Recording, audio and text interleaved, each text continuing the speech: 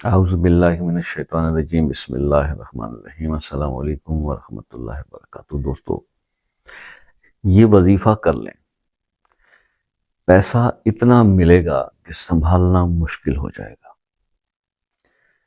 اتنی دولت، اتنا پیسہ آپ کو اللہ تعالیٰ عطا کر دیں گے اگر آپ اس عمل کو اپنا لیتے ہیں، اپنی زندگی کا حصہ بنا لیتے ہیں۔ کسی بھی عمل کے بارے میں جب یہ دعویٰ کیا جاتا ہے، جب یہ بات کی جاتی ہے، تو اس کے پیچھے بہت سارے سالوں کا ایک تجربہ ہوتا ہے، بہت سارا فیڈ بیک ہوتا ہے، اور زندگیاں بدلتے ہوئے دیکھی لوگوں کی اس عمل کے ساتھ، تو پھر آپ کے ساتھ وہ چیز ڈسکس کی جاتی ہے کہ جناب آپ اس طریقے سے کر لیجئے۔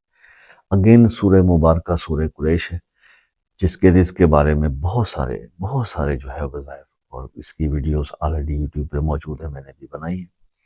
تو آج کا جو عمل ہے یہ بڑا خاص ہے۔ اس کی بات وہی ہے کہ اگر آپ چاہتے ہیں کہ رزق آپ کی زندگی میں اتنا آئے کہ جس کا حساب کوئی نہ ہو، تو تھوڑی سی کسی بھی عمل کے اوپر نہ آپ کو مداومت اختیار کرنی پڑتی ہے، تھوڑا کنٹینیوٹی کی طرف غور کرنا پڑتا ہے، یعنی تھوڑا صبر کا مظاہرہ کرنا پڑتا ہے، اور تھوڑا سا اس کے اوپر جو ہے اس عمل کو قائم اس طرح سے کرنا ہوتا ہے کہ اس میں گیپ بھی نہ ہو، اور وقت فکس کر کے آپ نے اس کو اسی ٹائم پہ کرتے رہنا ہے۔ سب سے پہلے اس عمل کے جو پراپر ٹائمنگ ہے اس پہ ذرا غور کر لیجئے۔ بہت امپورٹنٹ رول ہوتا ہے کسی بھی وظیفے کو کرنے کے لیے اس کی ٹائمنگ کے حساب سے۔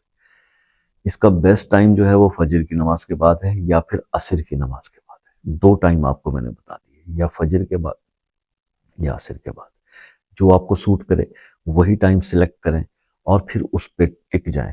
پھر یہ نہ کیجیے گا کہ 4 دن یا ایک ہفتہ جو ہے وہ فجر کے بعد پڑھ لیا، پھر ٹائم نہیں ملا تو عصر کے بعد پڑھ لیا، یہ امپیکٹ نہیں آئے گا اس کا۔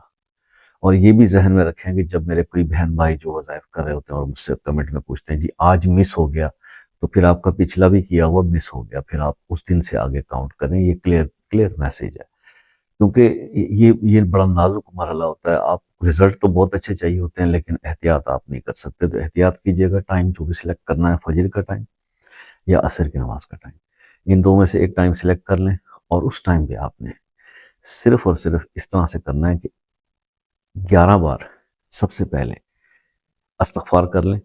11 بار استغفار آپ نے پڑھنا ہے، تو یہ کون سا پڑھنا ہے؟ استغفر اللہ ربی من کل ذنب و اتوب الیہ، 11 بار پڑھ لیں۔ ایک بار درود ابراہیمی پڑھ لیں، اور 100 بار سورہ قریش پڑھ لیں۔ پھر اس کے بعد اسی طرح سے آپ نے جو ہے وہ ایک بار درود ابراہیمی پڑھنا ہے، اور آخر میں پھر 11 بار استغفار جو ہے وہ پڑھنا ہے۔ اس عمل کو آپ کنٹینیو کر لیں، اور اس کو 41 ڈیز تک کر لیں۔ بہنیں گیپ کے بعد پھر اس کے 41 ڈیز کمپلیٹ کر لیں، تو آپ یقین کریں کہ جس شخص نے بھی اس کو بالکل فکس ٹائم کے ساتھ، فکس ٹائم، بار بار کہہ رہا ہوں فکس ٹائم، آگے پیچھے نہیں کرنا، ٹھیک ہے، کر لیتا ہے، تو اس کو پھر انشاءاللہ اللہ پاک اتنا مال عطا کرتے ہیں، اتنا رزق عطا کرتے ہیں کہ اسے سنبھالنا مشکل ہو جاتا ہے۔ آئی ہوپ کہ آپ کو عمل پسند آیا ہوگا۔ مختصر وقت ہوتا ہے، سمجھانے کی صرف بات کی جاتی ہے۔ اب تو میں نے نصیحتیں اور باز کرنا بھی چھوڑ دیا، لوگوں کو پسند نہیں ہے لمبی بات۔ وظیفہ بھی مجھ پہ یہ 3 منٹ کی 4 منٹ کی ویڈیو میں بھی کمنٹ میں لکھ کے بتا رہے ہوتے ہیں کہ 2 منٹ کے بعد وظیفہ آیا جی، اس ٹائم پہ وظیفہ آیا، تو بھائی خدا کے لیے تھوڑی بات تو سن لیا کرو، آپ ہی کے بھلے کے لیے بات کر رہے ہوتے ہیں۔ چلیں خیر، آئی ہوپ کہ آپ کو پسند آیا ہوگا، تو کمنٹ کر دیجیے گا، ویڈیو کو لائک کر دیجیے گا، چینل کو سبسکرائب کر لیں تاکہ ایسی اور ویڈیوز آپ کو نوٹیفیکیشن جو ہے اس کا ملتا رہے۔ کسی پرابلم یا مسئلے میں الجھے ہوئے ہیں اور مسئلہ حل نہیں ہو رہا، تو پھر کمنٹ میں بتا دیجئے، انشاءاللہ دعا کریں گے۔ پرسنلی رابطہ کرنا چاہتے ہیں تو واٹس ایپ پہ آ جائیے، انشاءاللہ اس مسئلے کا کوئی حل نکالتے ہیں، آپ کو رہنمائی دیتے ہیں، جو بھی آپ پوچھنا چاہیں۔ عصر سے مغرب کا جو ہے وہ ٹائم ہے۔ دوسرے ممالک کے میرے دوست جو ہیں یو کے، یو ایس اے اور کینیڈا کے لیے، میں آپ سے ریکویسٹ کرتا ہوں کہ آپ کال کرنے سے پہلے ٹائم لے لیا کیجیے، فری آف کاسٹ ہے، اس کے کوئی چارجز نہیں لیے جاتے۔ لیکن انسان کال کرنے سے پہلے اگر وقت لے لیتا ہے تو بات تسلی سے کی جا سکتی ہے، اور اس میں کوئی انٹرپشن نہیں ہوتی۔